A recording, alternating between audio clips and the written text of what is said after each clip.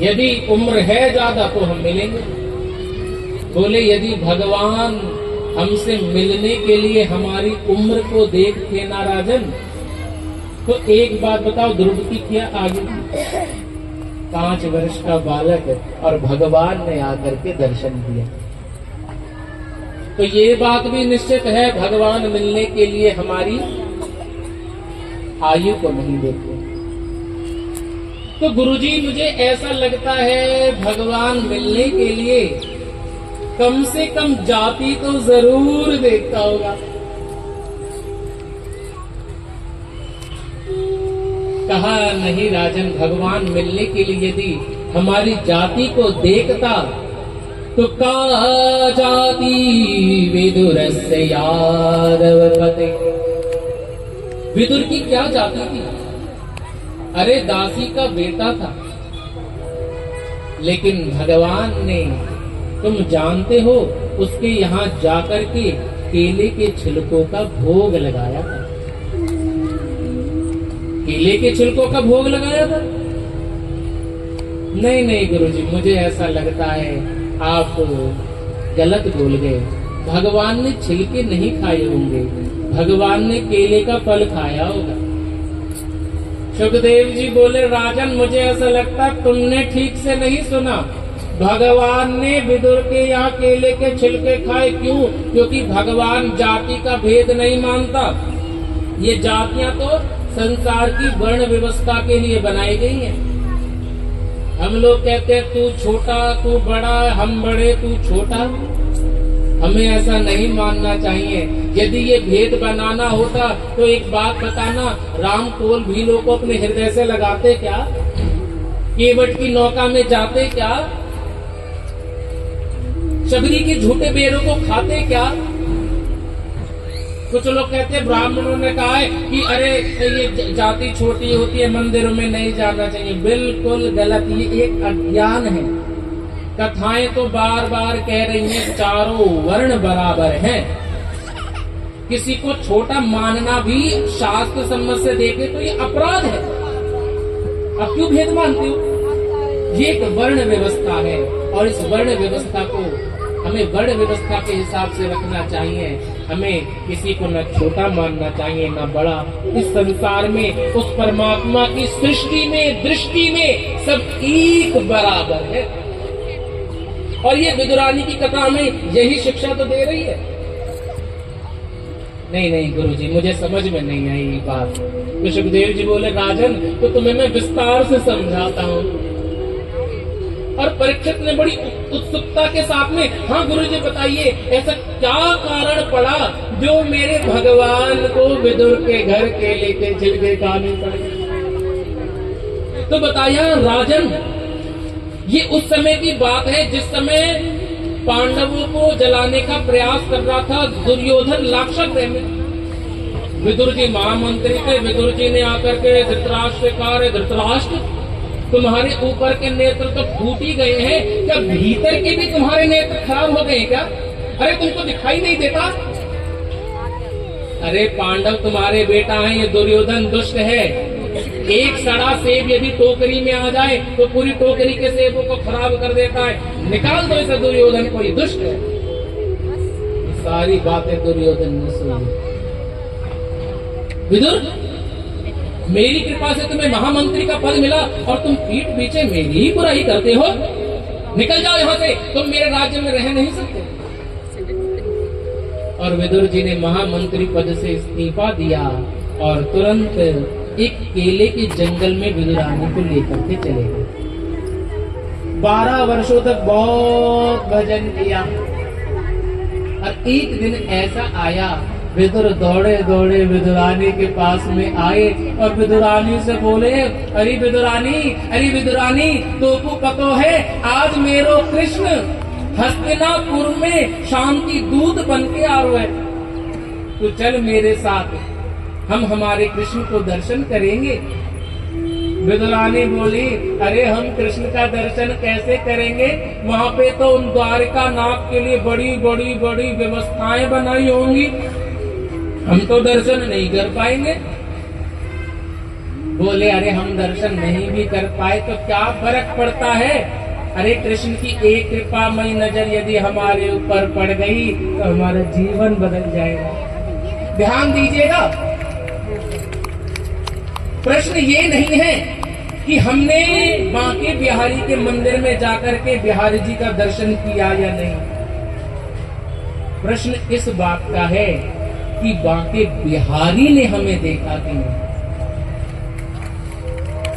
उनकी यदि एक कृपामयी नजर दास के ऊपर यदि पड़ जाए तो जीवन बदल जाए। इसलिए कभी भी भगवान को देखने बिल्कुल मत जाना, भगवान को दिखाने जाने की भगवान एक तेरा भक्त यहां पर भी। चल विदुरानी दोनों जाकर के खड़े हो गए। दुर्योधन ने कपटपूर्ण मैत्री का भाव प्रस्तुत करने के लिए बड़ी बड़ी आरतियों को सजवाया है और बड़ी भीड़ लगी है, द्वारका नाथ की जय, द्वारका नाथ की जय। लेकिन कृष्ण भगवान तो होने वाली कपूर आरतियों को नहीं देख रहे, वो तो देख रहे हैं मेरा भक्त विदुर कहाँ है। क्योंकि भगवान जो है ना, ध्यान दीजिएगा, भगवान कभी भी हमारी औपचारिकता की पूजा को बिल्कुल नहीं देखता। हम नाटक करें, अरे हम तो सबसे आगे खड़े होकर के भगवान की आरती कर रहे हैं। भगवान ये देखता जो सबसे पीछे वाला खड़ा भगत है उसका भाव मेरी आरती में है या नहीं। विदुरानी एक खंबे से सर लगाए खड़े थे और एक समय ऐसा आया भक्त और भगवान के नेत्र मिल गए। विदुर बोला, अरे विदुरानी देख देख देख मेरा कृष्ण मुझे निहार रहा है। और भक्त भगवान के जैसे ही नेत्र मिले, भगवान ने नेत्र में कह दिया, काका जी आपके घर आएंगे। विदुर जी बोले, विदुरानी तू घर जा, तू घर जाकर के व्यवस्था देख, मैं देख करके आता हूँ। दुशासन सब बैठे, धृतराष्ट्र पितामह सब बैठे हुए हैं। विदुर जी महामंत्री नहीं है, इसलिए साधारण लोगों की भीड़ में खड़े हैं। एक आसन, एक सिंहासन कृष्ण के लिए लगाए। कृष्ण बोले, दुर्योधन तुम आपस में चाचा ताऊ की तो बेटा कोई अलग परिवार तो नहीं है। बोले हाँ, तो चाचा ताऊ की संपत्ति तो आधी आधी तो सब में बटती है, लेकिन तुम आधी नहीं देना चाहते तो कोई बात नहीं, तुम 5 गांव पांडवों को दे दो। यद्यपि युद्ध हो ये बात कृष्ण भी चाहते थे, क्योंकि पांडवों के लिए जो 5 गांव मांगे थे वो ऐसे गांव मांगे थे कि जिसमें सारा हस्तिनापुर से बढ़ जा रहा था। जैसे ही गांव का नाम सुना तुरंत दुर्योधन तरक करके खड़ा हो गया। अरे कृष्ण, सूचे गिरे नहीं वदास्यामि बिना युद्धे न केशव। हे केशव, 5 गांव? अरे तुमने क्या बात कर दी केशव, 5 गांव की बात तो छोड़ो, बिना युद्ध के तो मैं इन पांडवों को 1 इंच भूमि भी देने वाला नहीं हूं। इन पांडवों को ये हस्तिनापुर चाहिए, ये इंद्रप्रस्थ नगरी चाहिए। तो जाओ, जाकर के कह देना पांडवों से आकर के दुर्योधन से युद्ध कर लेगा और युद्ध में भले ही पूरी हस्तिनापुर जीत ले, हम सब दे देंगे, परवाह नहीं है। कृष्ण भगवान बोले, अरे मूर्ख, तू जानता नहीं है यदि युद्ध हुआ तो कुरुक्षेत्र की भूमि वीरों के रक्त से लाल हो जाएगी। दादी जी से कहानी में सुनी होंगी तूने युद्ध की बातें अभी, और आए हुए शांति दूत से किस प्रकार से बात करनी चाहिए, इतनी भी अकल नहीं है तुझे। धृतराष्ट्र ने तुरंत दुर्योधन का हाथ दबाया, अरे ये कृष्ण है, ऐसे नहीं बोलते। दुर्योधन तुरंत नॉर्मल हो गया। अरे कृष्ण, देखो मैं तो ना समझ हूं, मुझसे गलतियां होती रहती हैं, आप क्षमा कीजिए। आप बड़े लोग मिलकर के जो फैसला करोगे हम तो मंजूर हैं, लेकिन आप भीतर चलिए। मेरी माँ गांधारी जो परम यशस्वी हैं, जिन्होंने पता चला कि मेरे पिता के नेत्र नहीं है तो उन्होंने भी आंखों पर पट्टी बांध ली, ऐसी परम विदुषी मेरी माँ ने आपके लिए 56 भोग बनाए हैं। आप भीतर चल करके 56 भोग का प्रसाद पाइए। कृष्ण भगवान बोले, नहीं, हम तुम्हारे यहाँ भोजन नहीं कर सकते। दुर्योधन बोला, क्यों, कोई परेशानी है क्या आपको, भूख नहीं है क्या? बोले, नहीं भूख तो है, लेकिन आज हमारा निमंत्रण विदुर काका के यहाँ, अच्छा देखो, साधारण लोग की भीड़ में विधुर काका खड़े थे, उन्होंने इशारे से हाँ, हमने निमंत्रण कर दिया। कृष्ण भगवान हम जो कहते हैं सब सही कहते हैं। बोले आप तो सीधे हस्तिनापुर आ रहे हो, फिर बोले द्वारिका में चिट्ठी गई थी कि जब भी हस्तिनापुर आए पहला भोजन हमारे यहाँ। अब विदुर काका को लगा कृष्ण कह रहे हैं तो ये जरूर आएंगे, वो तो गोप लोगों की बजरिया में दौड़ पड़े, कहीं से माखन, कहीं से मिश्री, कहीं से लड्डू, कहीं से मेवा खरीदने लगे। लेकिन इतना कह करके भगवान जो है विदुर काका के घर की ओर चल गए। अच्छा ध्यान देना, जैसे भक्त जब भगवान के मंदिर में जाता है तो अपनी चरण पादुकाओं को उतार के जाते हैं, ऐसे जब भगवान अपने भक्त से मिलने जाते हैं तो अपनी खड़ाऊ को उतार करके जाते हैं। भगवान नंगे पैरी विदुरानी की कुटिया में पहुंचे और भीतर विदुरानी स्नान कर रही थी। भगवान गए और जाकर के, पुराने समय में होती थी ना साकल, उस साकल को खटखटा के बोले, काकी जी द्वार खोलो, काकी जी द्वार खोलो, काकी जी द्वार खोलो। विदुरानी ने स्नान करते करते जैसे ही सुना, अरे ये तो मेरे कृष्ण की आवाज है, अरे लगता है द्वार पर मेरा कृष्ण मुझसे मिलने आया, अरे मेरा कृष्ण मुझसे मिलने आया, मेरा कृष्ण आया, मेरा कृष्ण आया। और ऐसी भाव विभोर हुई प्यारे कि अपने वस्त्रों को भी बदलना भूल गई और गीलों वस्त्रों द्वारों को खोला और कहा, कृष्ण तुम्हारा बड़ा स्वागत है, आओ ना भीतर।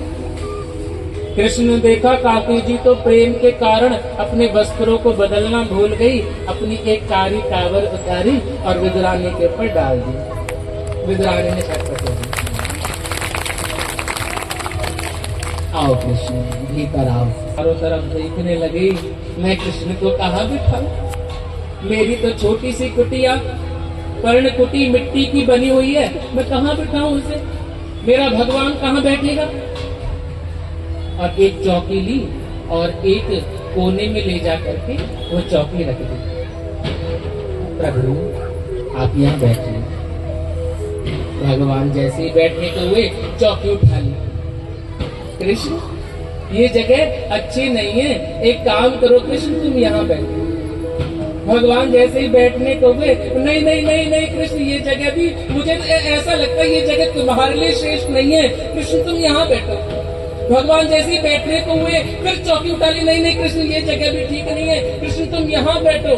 कृष्ण भगवान जैसे ही बैठने को फिर चौकी, नहीं नहीं ये जगह भी ठीक नहीं है। और करते करते पूरी आंगन में घुमा करके बीच में ले जा करके पाटे को उल्टा बिछा दिया और कहा, कृष्ण तुम यहाँ बैठो। भगवान ने भी बिल्कुल ध्यान दीजिएगा, देखा नहीं कि पाटा उल्टा या सीधा, भगवान तो बैठ गए। विदुरानी भगवान को देख रही है भाव से, ऋषि बड़े समय में बाद आई, याद नहीं आई तुमको हमारी।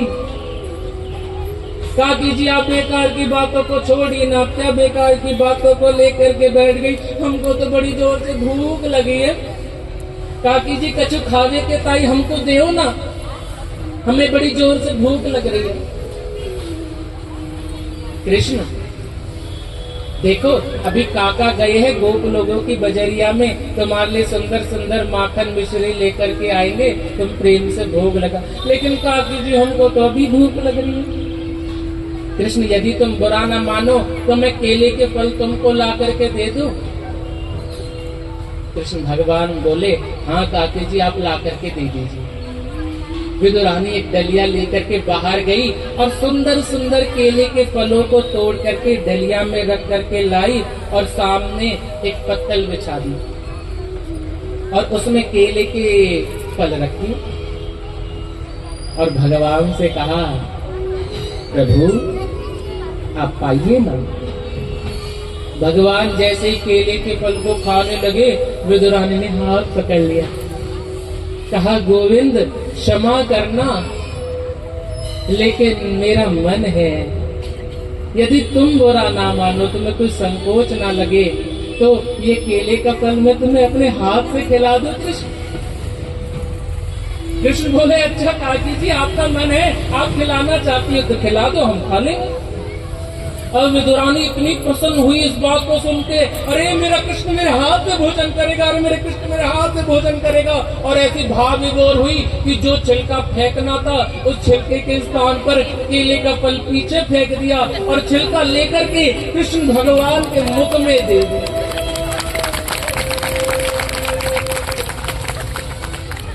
और भगवान से पूछा प्रभु फल कैसा लगा। कृष्ण भगवान बोले काकी जी एक बात बोलूं, बहुत ही मीठा है, बड़ा स्वाद आ रहा है इसमें। कृष्ण तुम जानते हो ये मीठा क्यों है?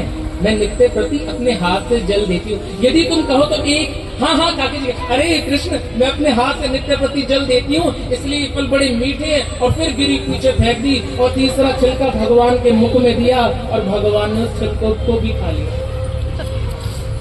करते करते 5, 10, 15, 20, 25, 30 छिलके भगवान खा गए।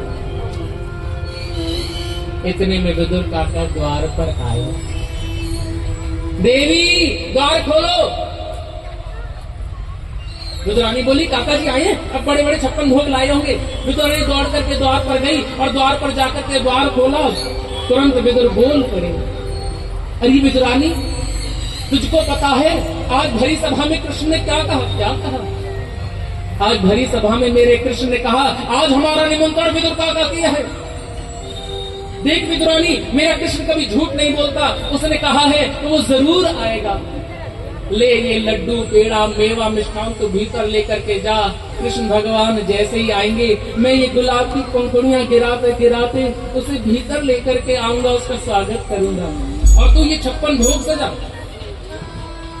विदुरानी बोली अरे वो आने वाले हैं या आकर के भीतर बैठे? क्या मतलब? अरे उन्हें आए हुए तो 1 घंटा हो गया। अरे देवी तूने कुछ खाने के लिए दिया या नहीं? बोले घर में कुछ और तो था नहीं, केवल केले के फल थे, वो केले के फल खा रहे। विदुर जी ने आकर के देखा तो देखा भगवान केले का फल नहीं केले के छिलके खा रहे। विदुरानी ये क्या किया? भगवान छिलके खा रहे। अब विदुरानी पहुंचा, अरे राम राम राम, अरे मुझसे बड़ी गलती होगी। कृष्ण कहा अरे कृष्ण क्या कर रहे हो? ये तो छिलके।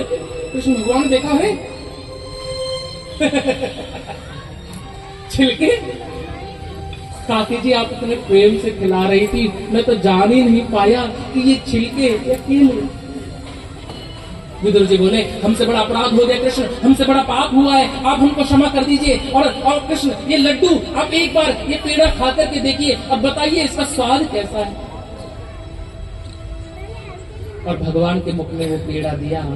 भगवान ने उस पेड़े को थोड़ा सा खाया और कहा काका जी आपसे एक बात कहूं, जो स्वाद विदुरानी के केले के छिलके में था ना, वो स्वाद इस पेड़े में तो नहीं।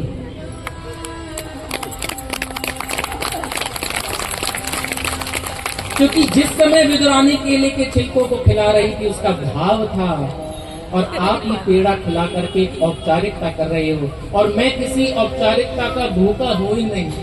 मैं तो संसार के लोगों से चाहता हूं कि मुझसे सच्चा प्रेम करें, मेरे प्रति सच्चा भाव रखिए ना। मैंने कब पैसा मांगा? आपका भाव श्रेष्ठ होगा तो मैं क्यों नहीं मिलूंगा। भगवान तो सच्चे प्रेम के भूखे हैं, इसलिए कहते हैं इस संसार में सबसे ऊंचा कुछ है तो वो है केवल प्रेम। प्रेम से ऊंचा प्यारे इस संसार में कुछ है नहीं। सबसे ऊंची प्रेम सगाई, सबसे ऊंची प्रेम सगाई, सबसे ऊंची प्रेम सगाई, सबसे ऊंची प्रेम सगाई, सबसे प्यारी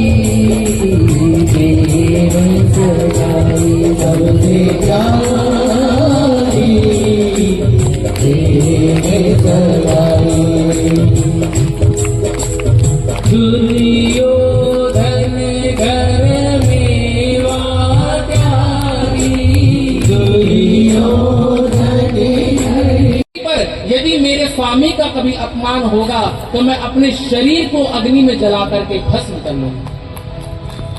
हे सोना हो सबाद सकल मुनिंदा, कहीं सुनी दिन शंकर की निंदा, कहीं सुनी दिन शंकर की निंदा, कहीं सुनी दिन शंकर की निंदा। हस गई जो अनुसारा, भयो सकल मत हाहाकारा, भयो सकल मत हाहाकारा, भयो सकल मत हाहाकारा। हे दक्ष, तुझे अपनी सत्ता का बड़ा अभिमान है।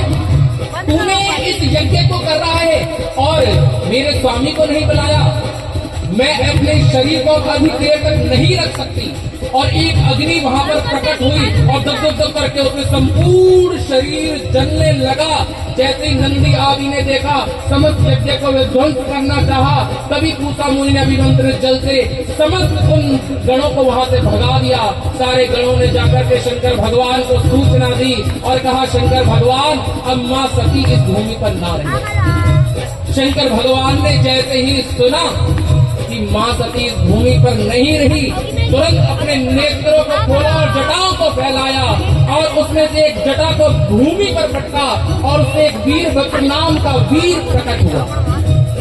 हे रामाचार रमदंगर पाए, वीरभद्र करि कोप पठाए, वीरभद्र करि कोप पठाए, वीरभद्र करि कोप जब कोई बचाए न जीना, सकल सुरन विधिवत बदलीना, सकल सुरन विधिवत बदलीना, सकल सुरन विधिवत बदलीना। जाकर के संपूर्ण यज्ञ को विध्वंस किया। और जब यज्ञ को विध्वंस किया तो कहते हैं जब यज्ञ एक विध्वंस होने लगा तो सृष्टि पर प्रलय आने लगी। और जब सृष्टि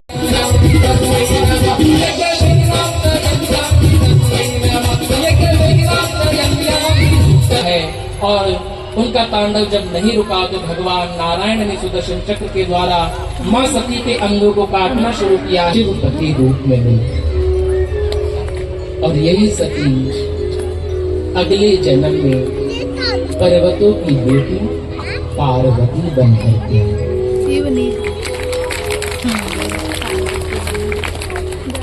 शिव तपस्या करी। शंकर भगवान ने सप्तऋषियों को भेजा। तो पार्लर जाना जरूरी होता है ना बाबा, ऐसे कैसे आप जाओगे? बोले हम तो ऐसे जाते।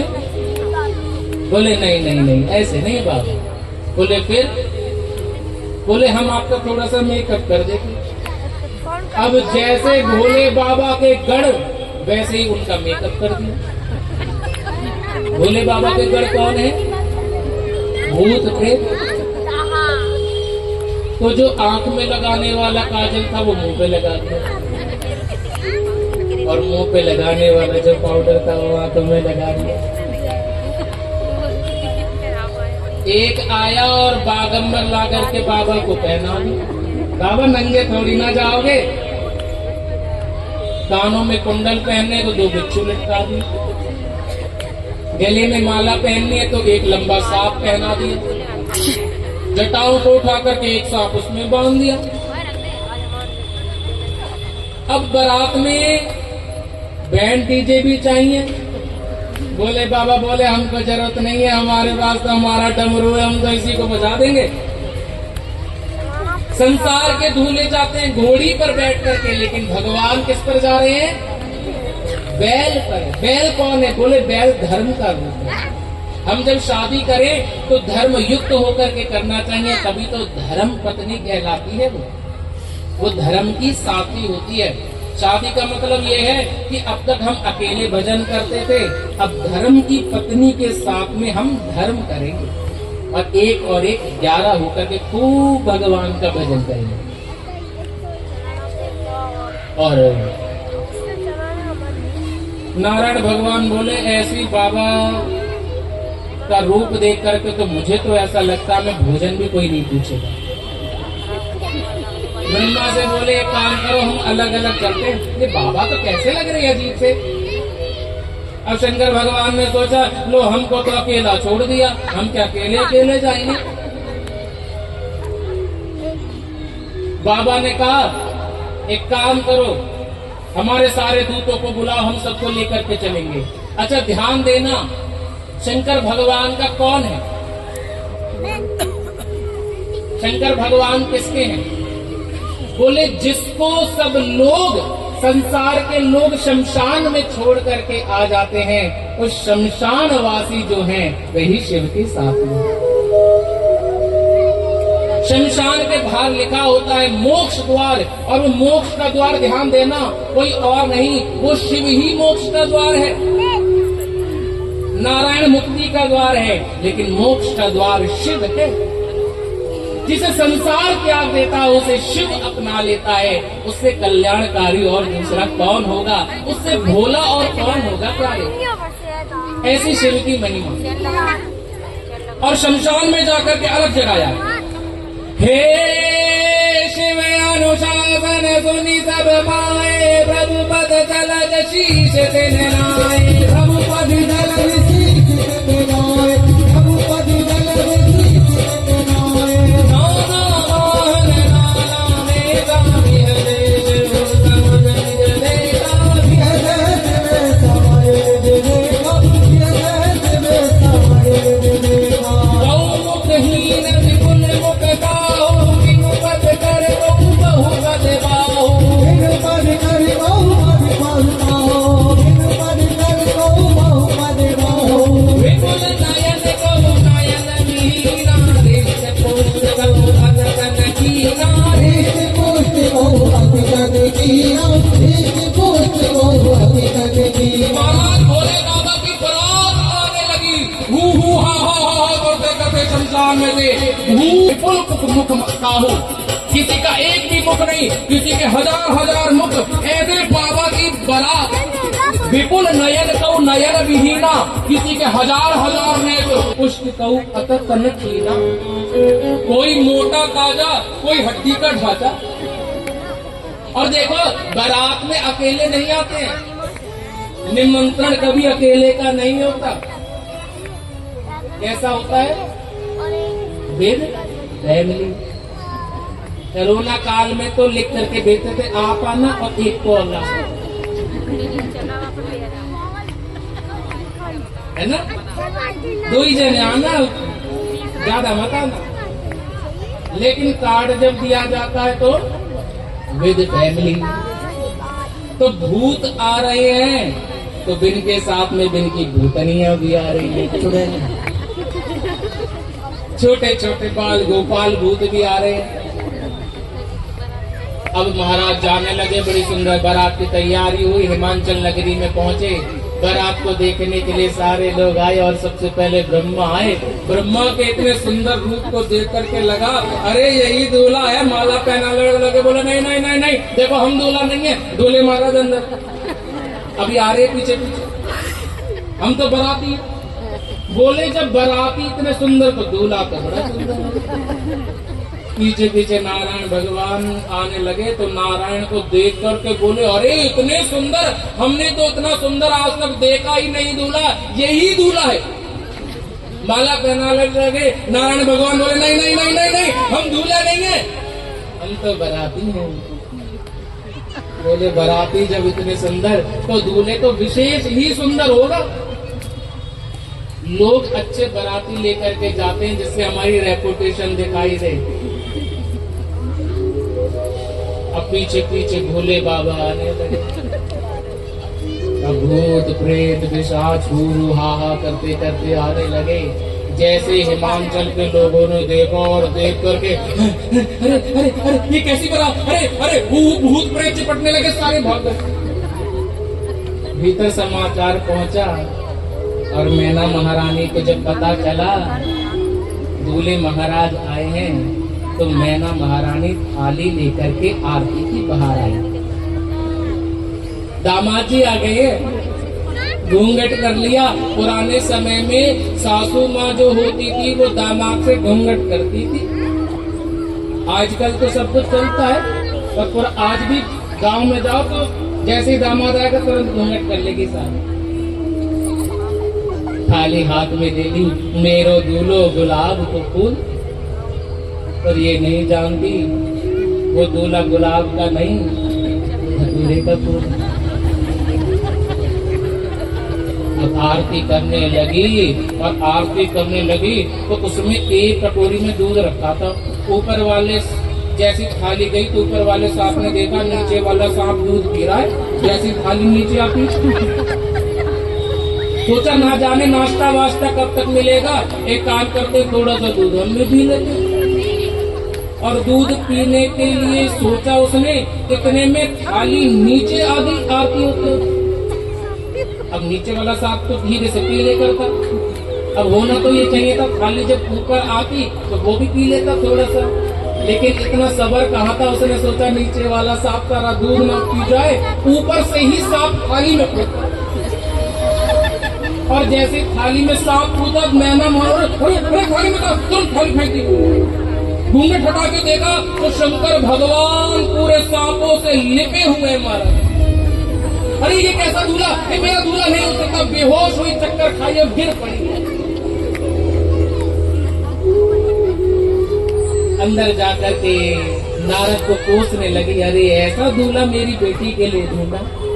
तब नारद ने समझाया, अरे देवी तुम नहीं जानती, ये पार्वती कोई और नहीं पूर्व जन्म की सती है, और सती का विवाह शंकर के सिवाय किसी से हो नहीं सकता।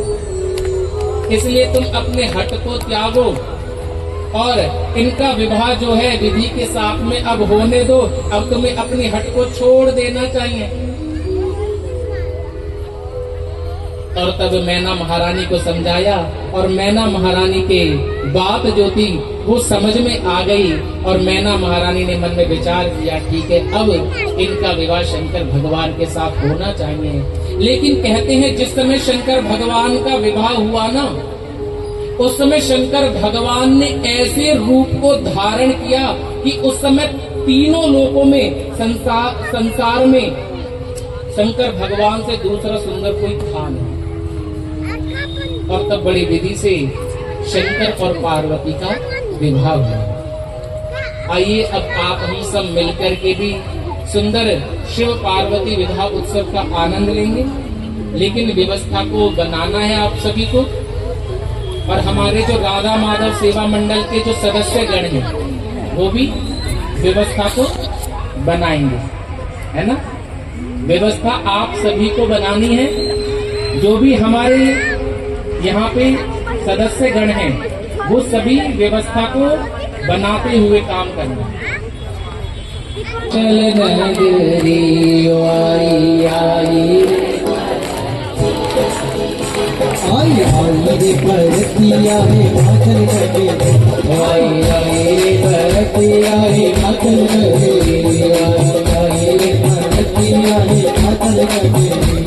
हिमाचल नगरी ओ हिमाचल नगरी, ओ हिमाचल नगरी, आ हिमाचल नगरी। आई आई रे परतिया रे माचल नगरी, ओ आई रे परतिया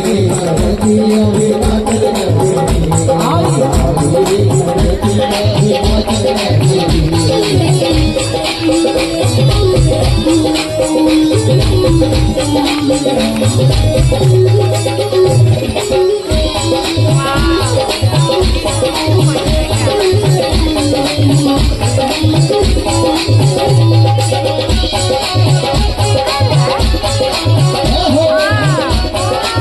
रे माचल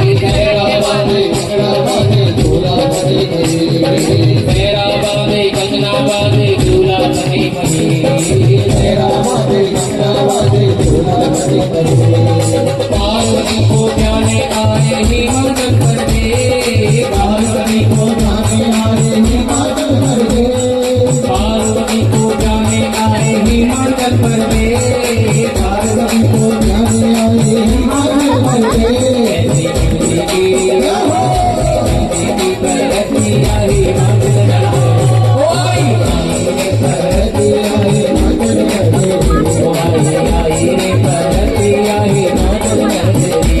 आई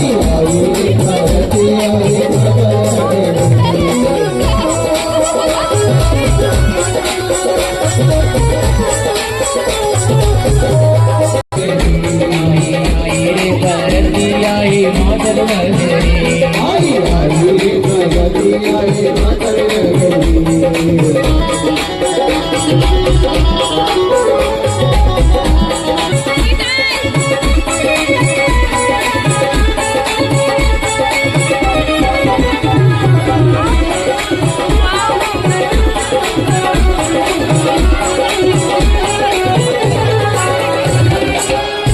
देखो भगवान की कितनी सुंदर बारात आई और भगवान की कितनी सुंदर बारात जब आई तो नैना की पुत्री आप सब खड़े भी हो गए, बैठे बैठे दिखाई नहीं। महारानी की और तब शंकर भगवान के संग आए हुए भूत प्रेतों ने भी कहा, हे बाबा अब आप किस बात की प्रतीक्षा कर रहे हैं, अब आप भी इनका वरण कीजिए ना।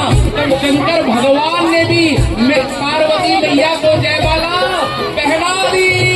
बोलिए शंकर भगवान की जय हो। अंग विभूतिर माए बाबा